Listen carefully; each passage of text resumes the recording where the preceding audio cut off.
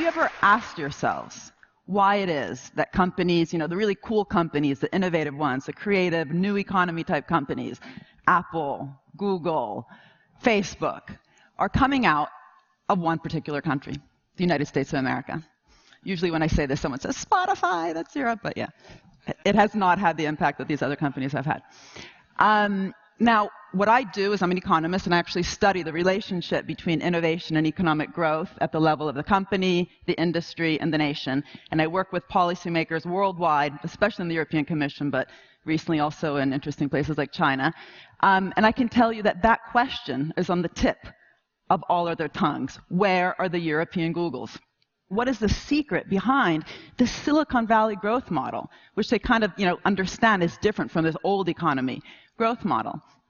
And what is interesting is that often, even if we're in the 21st century, we kind of come down in the end to these ideas of sort of market versus state. It's talked about in these modern ways, but the idea is that somehow behind places like Silicon Valley, the secret have been different types of market-making mechanisms, the private initiative, whether this be about a dynamic venture capital sector that's actually able to provide that high-risk finance to these innovative companies, the gazelles, as we often call them, which traditional banks are scared of, or different types of really successful commercialization policies which actually allow these companies to bring these great inventions, their products, to the market and actually get over this really scary death valley period in which many companies instead fail. But what really interests me, especially nowadays because of what's happening politically around the world, is the language that's used, the narrative, the discourse, the images, the actual words. So we often are presented, with the kind of words like that the private sector is also much more innovative because it's able to think out of the box. They are, more dynamic. Think of Steve Jobs' really inspirational speech to the 2005 graduating class at Stanford, where he said, to be innovative, you got to stay hungry, stay foolish, right? So these guys are kind of the hungry and foolish and colorful guys, right? And then places like Europe, it might be more equitable. We might even be a bit better dressed and, eat better than, say, the US. But the problem is this damn public sector.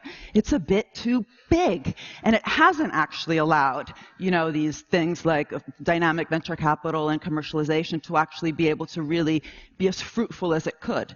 And even really respectable newspapers, some that I'm actually subscribed to, the words they use are, the state as this leviathan, right? This monster with big tentacles.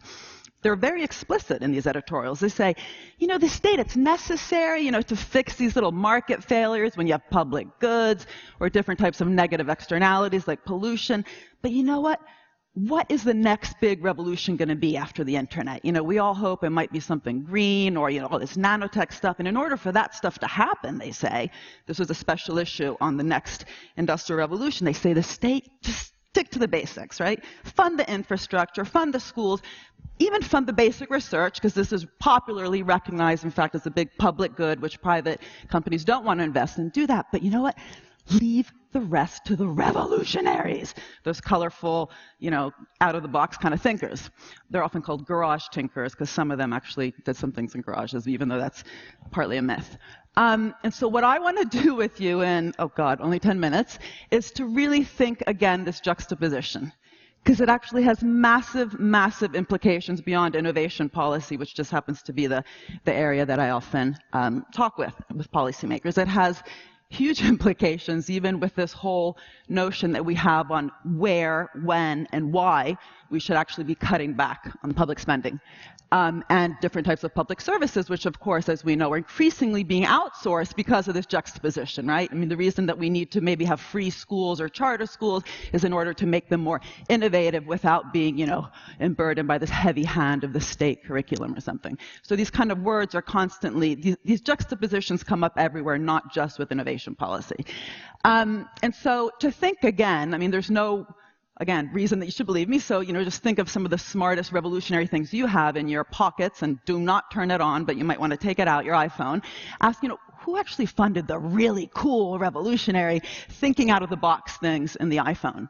well, what actually makes your phone a smartphone, basically, instead of a stupid phone. So the internet, which you can surf the web anywhere you are in the world, GPS, where you can actually know where you are anywhere in the world, the touchscreen display, which makes it also really easy to use phone for anybody. These are the very smart, revolutionary bits about the iPhone, and they're all government funded. And the point is that the internet was funded by DARPA, US Department of Defense. GPS was funded by the military's Navistar program. Even the Siri was actually funded by DARPA. The touchscreen display was funded by two public grants by the CIA and the NSF to two public researchers, public university researchers at the University of Delaware. Now, you might be thinking, well, she's just said, the word defense and military an awful lot. But what's really interesting is that this is actually true in sector after sector and department after department. So the pharmaceutical industry, which I am personally very interested in because I've actually had the fortune to study it in quite some depth, it's wonderful to be asking this question about the revolutionary versus non-revolutionary bits, because each and every medicine can actually be divided up on whether it really is revolutionary or incremental. So the new molecular entities with priority rating are the revolutionary new drugs, whereas the slight variations of existing drugs, Viagra, different color, different dosage, are the less revolutionary ones. And it turns out that a full 75% of the new molecular entities with priority rating are actually funded in boring, Kafkian public sector labs. This doesn't mean that big pharma is not spending on innovation. They do. They spend on the marketing part. They spend on the D part of R&D. They spend an awful lot on buying back their stock, which is quite problematic. In fact, companies like Pfizer and Amgen recently have spent more money in buying back their shares to boost their stock price than on R&D, but that's a whole different TED Talk, which one day I'd be fascinated to tell you about. Now, what's interesting in all this is the state, in all these examples, was doing so much more than just fixing market failures.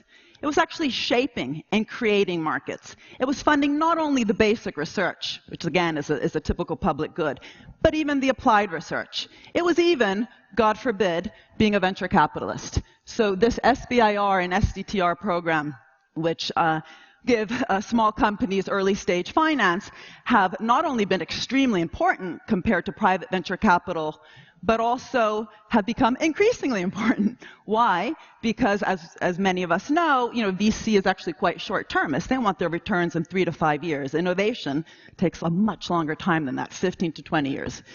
And so this whole notion, this is the point, right? Who's actually funding the hard stuff? Of course, it's not, just the state. The private sector does a lot. But the narrative that we've always been told is the state as important for the basics, but not really providing that sort of high-risk, revolutionary thinking out of the box. And all these sectors, from funding the internet to doing, the spending, but also the envisioning, the strategic vision for these investments, it was actually coming within the state. The nanotechnology sector is actually fascinating to study this, because the word itself, nanotechnology, came from within government. And so there's huge implications of this. First of all, of course, I'm not someone, this old-fashioned person, market versus state. What we all know in dynamic capitalism is that what we actually need are public-private partnerships. But the point is, by constantly depicting the state part as, necessary, but actually a bit boring and often a bit dangerous, kind of Leviathan, I think we've actually really stunted the possibility to build these public-private partnerships in a really dynamic way. Even the words that we often use to justify the P part, the public part, well, they're both P's, with public-private partnerships is in terms of de-risking. What the public sector did in all these examples I just gave you, and there's many more, which myself and other colleagues have been looking at, is doing much more than de-risking. It's kind of been taken on that risk, bring it on. It's actually been the one thinking out of the box.